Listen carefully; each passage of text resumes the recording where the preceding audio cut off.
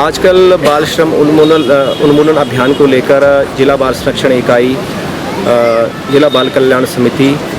Police विभाग, child line और विभिन्न स्तर पर जो उपमंडल में जो अधिकारी हैं उनके माध्यम से एक अभियान चलाया गया है, बल्कि जा रहा था और अभी उसकी जो है वो कंप्लीशन हुई है। अभी पिछले कल जो उसमें अंतिम कार्यक्रम था, तो ये जो पूरी गाइडलाइन थी ये राष्ट्रीय बाल अधिकार संरक्षण आयोग की गाइडलाइन थी, जिसमें विभिन्न उपमंडल स्तर पर जाकर टीम ने ढाबों और दुकानों का औचक निरीक्षण किया है, वहाँ पर दबिश दी है और इस बात का पता लगाने का प्रयास किया गया है कि कोई जो बच्चा है वो कहीं बाल मजदूरी से ग्रस्त तो नहीं है, किसी ने छोटे बच्चे को बाल मजदूरी में तो नहीं रखा हुआ है। तो इस संबंध में टीम के द्वारा तीसा, सलूनी, भटियात, डलहौजी, भरमौर और चंबा में भी जो चंबा शहर है या आसपास का क्षेत्र है, इसमें जाकर दबिश दी है और इस अभियान में 4-5 बच्चे ऐसे मिले हैं जो 14 साल से ऊपर हैं परंतु नाबालिग हैं। तो उन लोगों को ये समझाया गया, जिन्होंने भी अपने दुकान ढाबे में से बच्चों को रखा हुआ था, उनको समझाया गया है कि यदि ऐसे बच्चे अगर किसी ने रखे भी हैं तो उनको शिक्षा की मुख्य धारा से जोड़ना एक तो पहला पहलू है ये। उसके बाद उन्हें काम के बीच में 3 से 4 घंटे का जो विश्राम है वो देना जो है वो बहुत आवश्यक है। यदि बच्चा 14 साल या उससे नीचे का है तो ऐसे नियोक्ता के विरुद्ध कड़ी से कड़ी कार्रवाई की जाती है। उसमें तो सज़ा का प्रावधान है, जुर्माने का प्रावधान है और दूसरा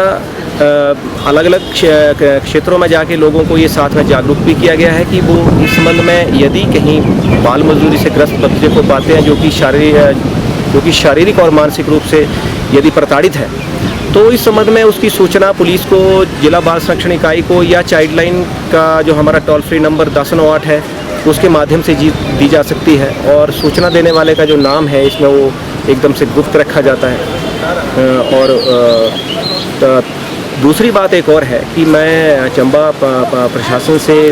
भी ये आग्रह करना चाहूँगा, डीसी महोदय, एसडीएम महोदय, विभिन्न उपमंडल स्तर पर जो एसडीएम महोदय, उनसे रिक्वेस्ट करना चाहूँगा कि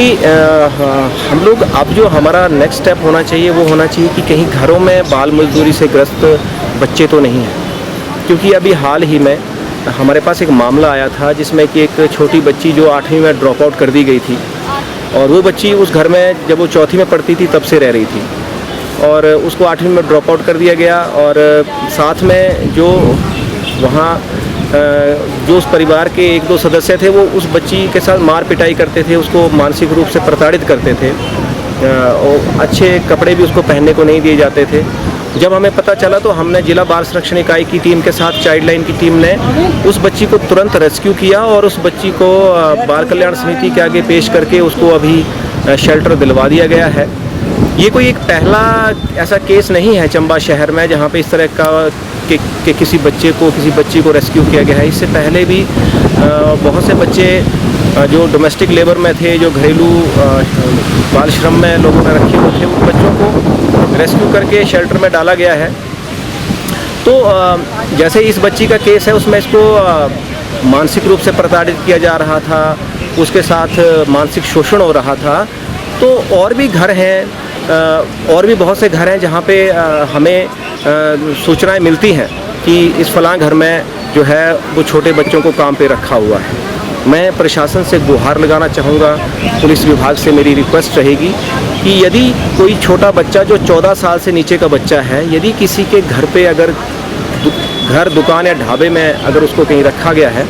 तो उसके खिलाफ़ जो है वो कड़ी से कड़ी कार्यवाही की जाए।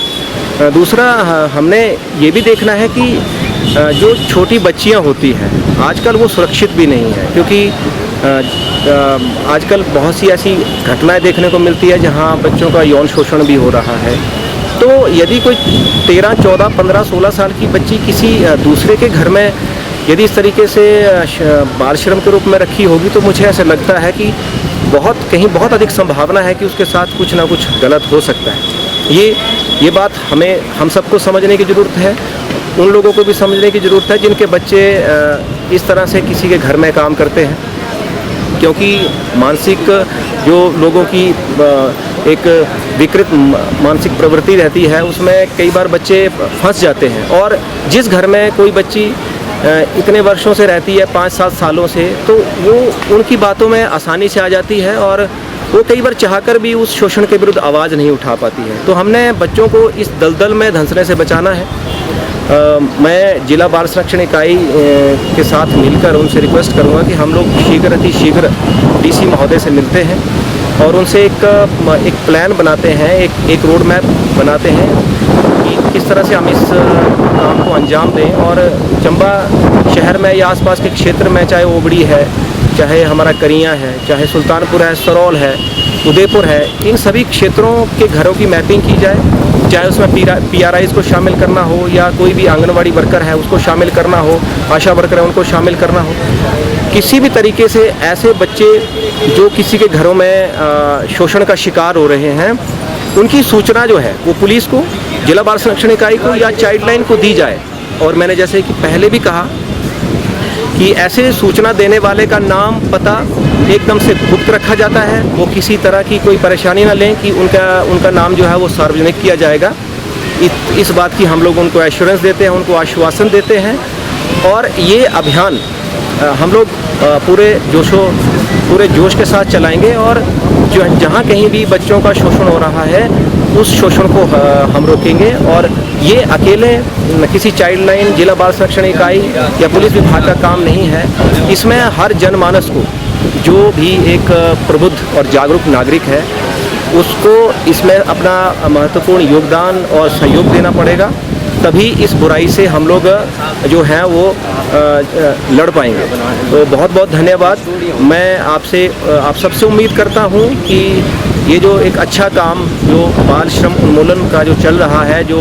राष्ट्रीय बाल अधिकार संरक्षण आयोग के माध्यम से या सुप्रीम कोर्ट की भी गाइडलाइन है, तो उसमें अपनी एक सामाजिक जिम्मेदारी को निभाते हुए इसमें वॉलंटियरली आगे आएँ। और हो सकता है कि आपका और हमारा प्रयास किसी शोषण से ग्रस्त बच्चे की ज़िंदगी को संवार सकता है।